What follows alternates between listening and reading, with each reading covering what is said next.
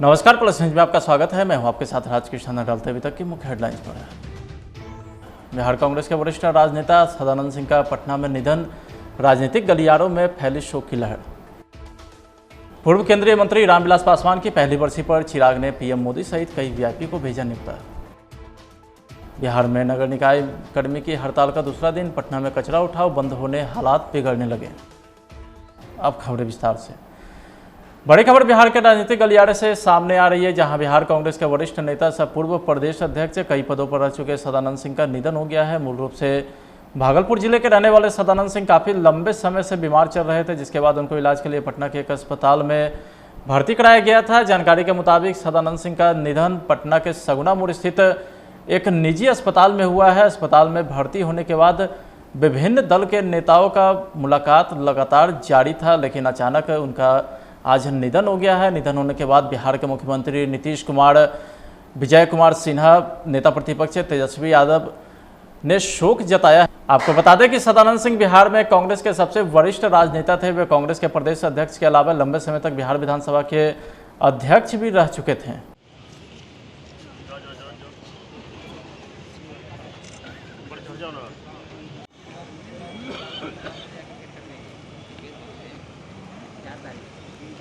हम लोगों को तो पारिवारिक संबंध रहा है और आप लोग तो जान रहे हैं कि लगातार लोगों ही से मुख्यमंत्री थे, सदानंद बाबू साहब स्पीकर थे, पुराना रिश्ता भी रहा है। तो तबीयत बिगड़ी थी, जब हमको सूचना मिली थी तो हम जाकर के अस्पताल भी उनकी तबीयत को देख कर के आए थे। अब हम लोगों के बीच नहीं है, इससे हम सब लोग मनमाहत, उनके परिवार के प्रति हम सब लोग जो है संवेदना प्रकट करते हैं। तो दुख की घड़ी में उनके परिवार को शक्ति मिले और ईश्वर से प्रार्थना है इसकी आत्मा को जो है शांति मिले। बिहार के सियासत के लिए कितनी बड़ी जाहिर सी बात सदानंद सिंह जी का जो सर इधर भी देखिए जो है 8-9 बार जो है तो चुनाव लंबा उनका संसदीय जीवन रहा और सबसे ज़्यादा अनुभवी नेता के रूप में हम लोग उनको देखते आए हैं। आपको याद भी होगा जब हम डिप्टी सीएम बने सर इधर भी तो सबसे पहला अगर सवाल प्रश्नोत्तर के समय अगर किसी ने प्रश्न में पहला सवाल किसी ने मुझसे पूछा तो सदानंद बाबू जी ने पूछा था NHSC, वो हमको अभी भी याद है। लोगों को तो लगातार वो आशीर्वाद और बढ़ाने का भी काम करते हैं और सिखाने का भी काम किया है उन्होंने।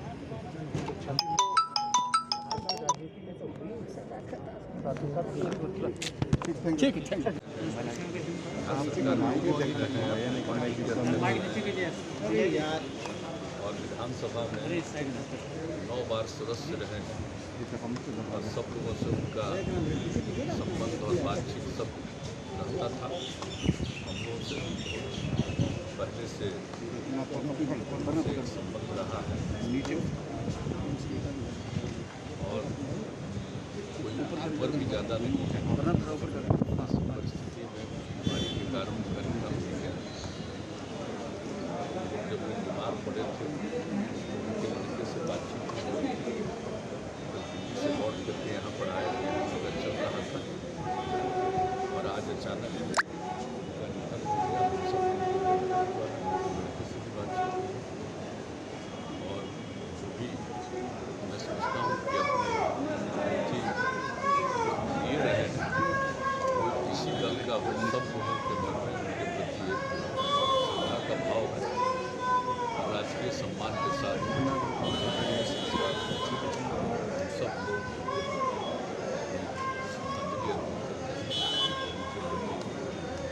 आदर का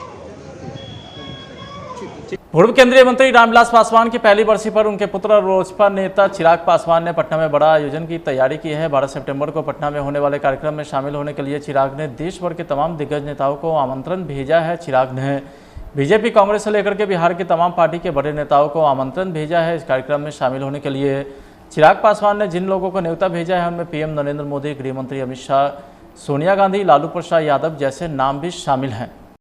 को आयोजित हो रहा है और उस सिलसिले में मेरे पिताजी की खूबसूरती उनके व्यवहार की ये थी कि सत्ता पक्ष के हों विपक्ष के हों सबके साथ उनके व्यक्तिगत संबंध बहुत खूबसूरत रहे। और यहाँ पर तेजस्वी भाई इनके परिवार से एक लंबा रिश्ता रहा है। आदरणीय लालू जी से मेरे नेता मेरे पिताजी के संबंध बहुत ही खूबसूरत, एक साथी के तौर पर, एक सहयोगी के तौर पर, समकक्ष काम करने वाले सहयोगी के तौर पर एक लंबे समय से पारिवारिक संबंध रहे हैं। इस नाते मुझे लगता है मेरे नेता अगर आज जीवित होते तो कोई भी ऐसा आयोजन होता तो ज़रूर चाहते कि आदरणीय लालू जी उनके परिवार के लोग उसमें ज़रूर सम्मिलित हों।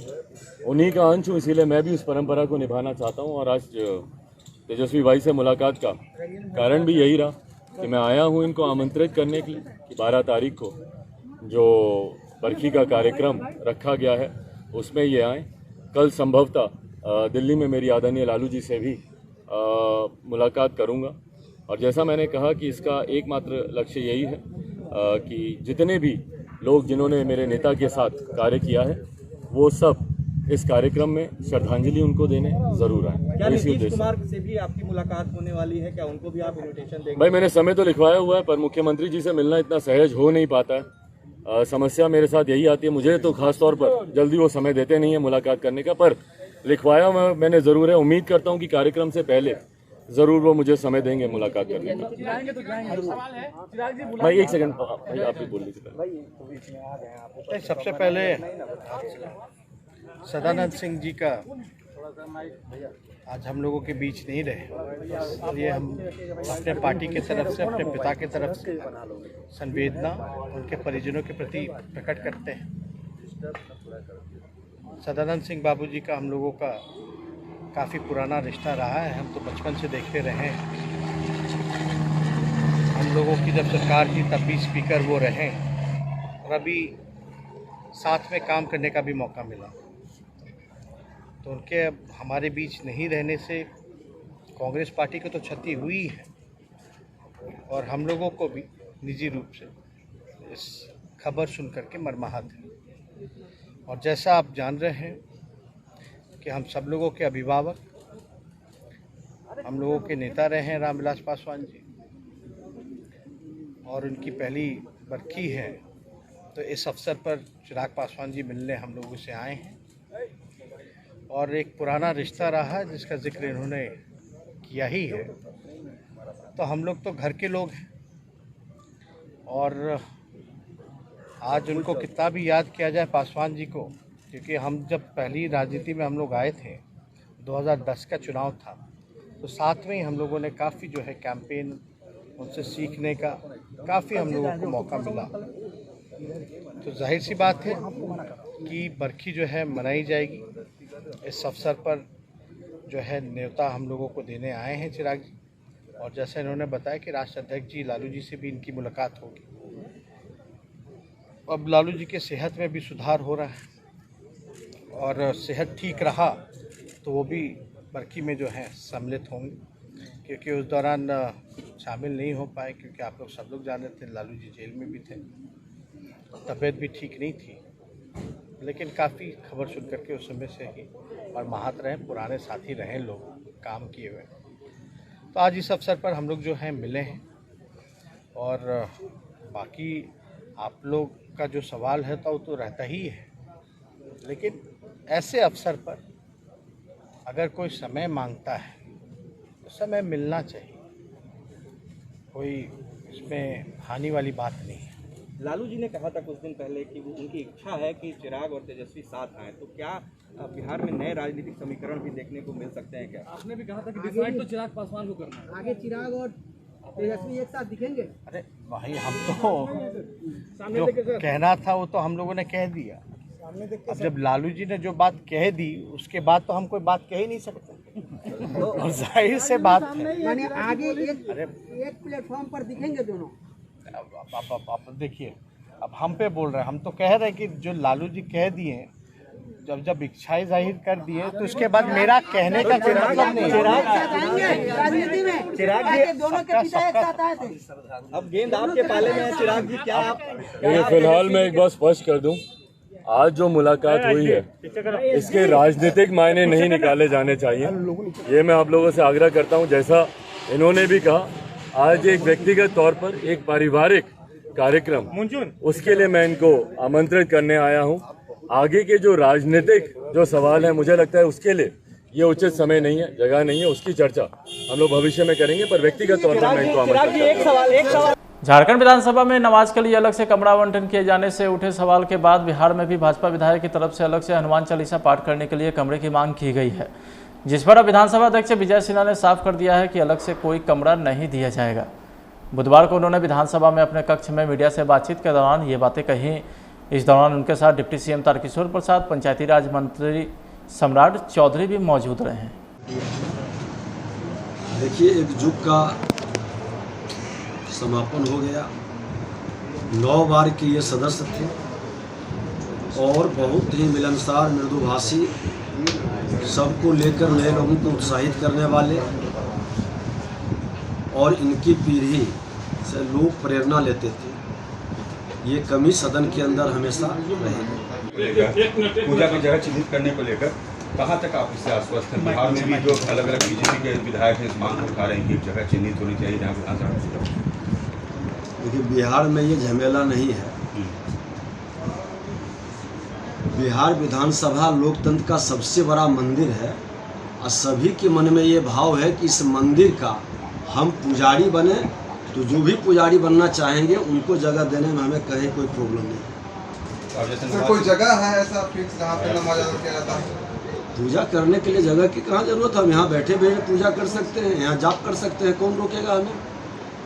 कहीं से खबर आ रही थी कि 1970 से एक जगह चिन्हित किया गया बिहार विधानसभा में। बिहार विधानसभा में तो देखिए, पहले से ही विश्वकर्मा पूजा होता है, सरस्वती पूजा होता है, नमाज भी अदा होता है। कभी यहाँ लोगों को कोई प्रॉब्लम नहीं है। जो जिस तरह से भावना प्रकट करना चाहते हैं उनको स्वतंत्रता है। तो उसके लिए सर कोई जगह अलॉट किया गया? जगह सबको स्वतंत्र है। पूरा विधानसभा ही मंदिर है। मंदिर में कहीं भी बैठ करके कोई आराधना प्रार्थना कर सकते हैं। सर, इस बार आपने सरस्वती पूजा की शुरुआत की थी, दुर्गा पूजा रहेगा, दुर्गा पूजा भी विधानसभा में होने वाला है, मूर्ति बैठेगी। देखिए, यहाँ माँ सरस्वती का पुस्तकालय के अंदर हुआ है। आप लोग अपना कुछ मटेरियल और विषय बनाना चाहते हैं तो वो तो बाहर में स्वतंत्र है। बिहार के नगर निकायों में काम करने वाले 30,000 कर्मी की हड़ताल का दूसरा दिन है। पटना सहित राज्य भर के नगर निकायों में निगम कर्मी और सफाई मजदूर अनिश्चितकालीन हड़ताल पर चले गए हैं। इस हड़ताल के बाद राजधानी पटना व मुजफ्फरपुर सहित पूरे बिहार की सूरत बिखरने लगी है। पटना में हर तरफ कचरा फैला हुआ है। कचरा का उठाव नहीं होने के कारण लोगों को परेशानी भी बढ़ी है। पटना और मुजफ्फरपुर में बारिश और सड़क पर फैले कचरे की वजह से लोगों को ज़्यादा मुश्किलें उठानी पड़ रही है। पटना नगर निगम के तकरीबन 7,000 कर्मी और सफाई मजदूर इस वक्त हड़ताल पर है, जिसके कारण निगम की तरफ से हर दिन किया जाने वाला डोर टू डोर कचरा उठा 7 दिसंबर से क्या रहेगा? निगम प्रशासन मुर्दाबाद। हमारी मांगे जायज है, हमारी मांगे जायज है, जायज मांगे कैसे? बंद है, कार्यालय बंद है। कार्यालय में कुछ लोग 2-4 आदमी ऐसे हैं जो रिटायर करने वाले हैं जनवरी माह में, वो नहीं हड़ताल में गए हैं। हमारा हड़ताल पूर्ण सफल है। जनता से आग्रह करते हैं कि जनता सरकार पर दबाव बनावे कि ये गरीब मजदूर के मांग को मान लिया जाए और इनका जो है सो कि मांग पूरा किया जाए, ताकि हम लोग हड़ताल से वापस आ सकें। लेकिन इसी बीच निगम प्रशासन के द्वारा तरह तरह का हमारे कर्मचारियों को धमकी दिया जा रहा है कि हम केस करेंगे, मुकदमा करेंगे। तो हम कहना चाहते हैं कि हमारे पूरे 1700 कर्मचारी को निगम प्रशासन जेल भेजे। हम लोग जेल जाने के लिए तैयार हैं। बाहर भूखे ही मरेंगे तो जेल में भी भूखे मरेंगे। ये तो पता चले कि सुशासन के राज में कर्मचारी जब अपने मांग मांगने जाता है तो उसको जेल का कोठरी नसीब होता है। और ये कर्मचारी आज सुबह से शहर के पूरा भ्रमण करते हुए और यहाँ प्रदर्शन कर रहे हैं और शाम 4 बजे तक हम लोगों का यही कार्यक्रम रहेगा। और निगम प्रशासन अभी भी यही कह के गए हैं कि आप लोगों को हम जेल भेजेंगे। तो जेल जाने के लिए हम पूरा कर्मचारी तैयार हैं। हड़ताल में कोई कमी नहीं है, सराहना है और किसी को ज़बरदस्ती नहीं, कि सभी कर्मचारी अपनी मांग को लेकर के स्वतंत्र रूप से हड़ताल में हैं, वो किसी के दबाव में नहीं है और प्रशासन द्वारा झूठ मूठ का केस बनाकर और भेजने के लिए रणनीति बनाई जा रही है, जिसमें हमारे यहाँ के 2-4 दलाल निगम प्रशासन के साथ हैं, उनका हम लोग विरोध करते हैं। हम अब की बार आर पार, इस बार की लड़ाई आर पार है। सरकार को मांग माननी होगी, चाहे हमारा हड़ताल कितना भी दिन हो, बढ़ता हो, वार्ता में 2 कदम आगे बढ़े, 2 कदम हम पीछे हटते हैं। हम 12 सूत्री मांग रखे हैं, कम से कम प्रमुख मांग मेरा दिया जाए, उसके बाद हम लोग हड़ताल तोड़ेंगे, वरना यह हड़ताल चलेगा और निगम प्रशासन ने टकराव का स्थिति पैदा किया तो ये हड़ताल उग्र होगा। अभी हम हड़ताल शांतिपूर्ण तरीके से कर रहे हैं, जो निगम प्रशासन को पच नहीं रहा है, वो तो उग्र होगा तो फिर संभालना मुश्किल हो जाएगा।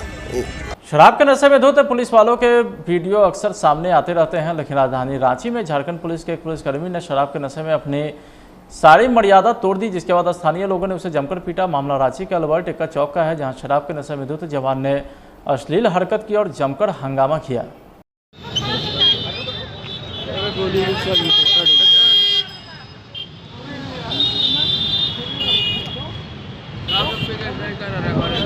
को मार रहा है ज्यादा, को मार रहा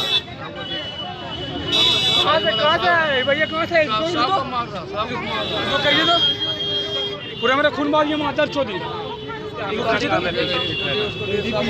नौटंकी करता है, देखते हैं यही जगह फंसे हैं तो नहीं जाने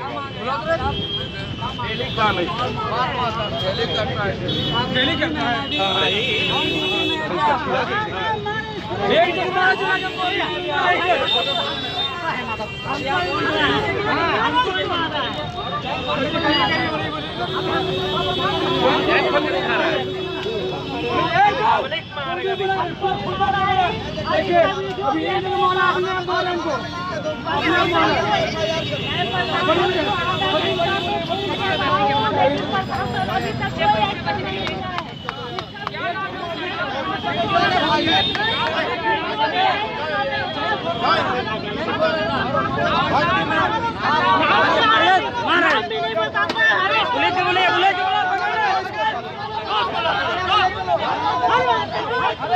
किसको मारा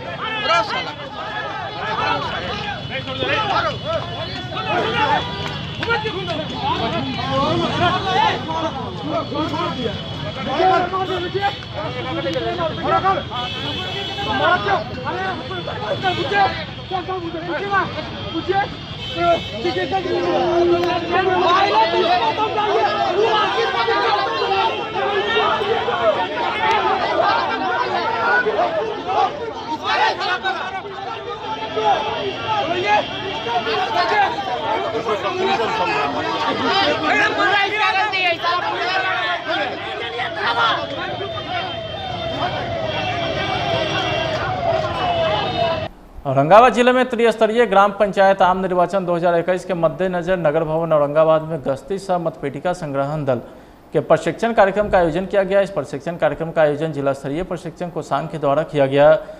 इस कार्यक्रम का निरीक्षण जिला पदाधिकारी सौरभ जोलवार के द्वारा किया गया है।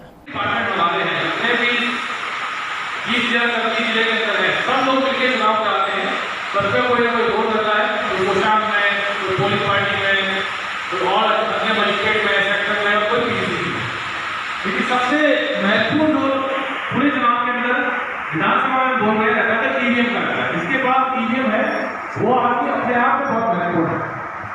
आप कभी भी नहीं देखेंगे किसी पार्टी के किसी कर्मी के लोग बैठे हुए फोटो वीडियो टीवी में चल रहा है। जब भी आप वीडियो टीवी में चलता है तो देखते हैं साथ में ईवीएम होगी। अगर ईवीएम के साथ कोई आदमी कहीं दिख जाता है और उससे कोई वीडियो आ जाता है तो वो अपने आप में नेशनल न्यूज बनता है।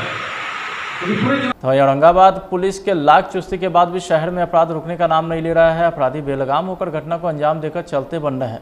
इसका ताज़ा उदाहरण है कि 2 अपराधी ने एसबीआई बैंक के फील्ड ऑफिसर को बीच सड़क पर गोली मारकर जख्मी कर दिया और बाइक लेकर फरार हो गए। घटना मुफस्सिल थाना क्षेत्र के कठौतिया गाँव के समीप की है। सुपौल सदर थाना क्षेत्र के वार्ड नंबर 18 इस्लामपुर में सुबह सनसनीखेज मामला सामने आया है, जहाँ एक बेरहम पड़ोसी ने घर के सामने से गुजर रही 6 साल की मासूम बच्ची का बेरहमी से कत्ल कर घटना को छुपाने के लिए घर में ही शव को दफन कर दिया। पीड़ित परिजन मोहम्मद हसन का आरोप है कि उसके 6 साल की मासूम बेटी सानिया आमना उस समय आरोपी मोहम्मद राशिद के घर के सामने से गुजर रही थी और सानिया ने आरोपी को उसके अपने ही घर में चोरी करते देख लिया था।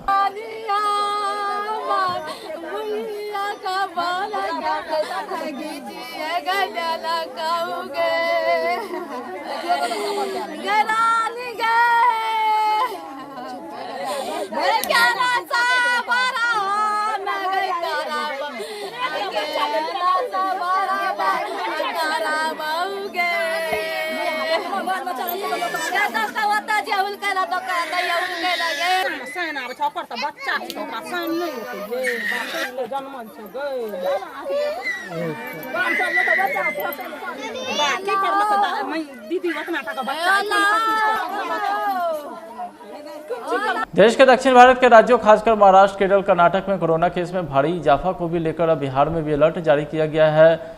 लंबी दूरी के ट्रेन खासकर केरल, कर्नाटक, महाराष्ट्र से आने वाले ट्रेनों में यात्रियों के विशेष रूप से जांच की जाने को लेकर के मुजफ्फरपुर स्वास्थ्य विभाग ने आदेश जारी किया है, जिसे लेकर रेल पुलिस के आरपीएफ, जीआरपी को भी मामले में सहयोग की बात कही है ताकि इस संक्रमण को लेकर के बिहार में रोक लगाई जा सके और कोरोना के पॉजिटिव केस मिलते ही क्वारंटीन किया जाने को लेकर के भी कार्रवाई किया जा सके।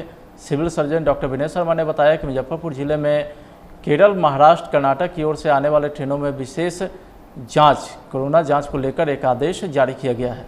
हमारा जो है सो एक्टिव केस बाहर हो गए हैं, तो जब भी केस यहाँ आएगा तो बाहर से आएगा, क्योंकि कर्नाटक, महाराष्ट्र और केरल में बहुत ज़्यादा केसेज आ रहे हैं।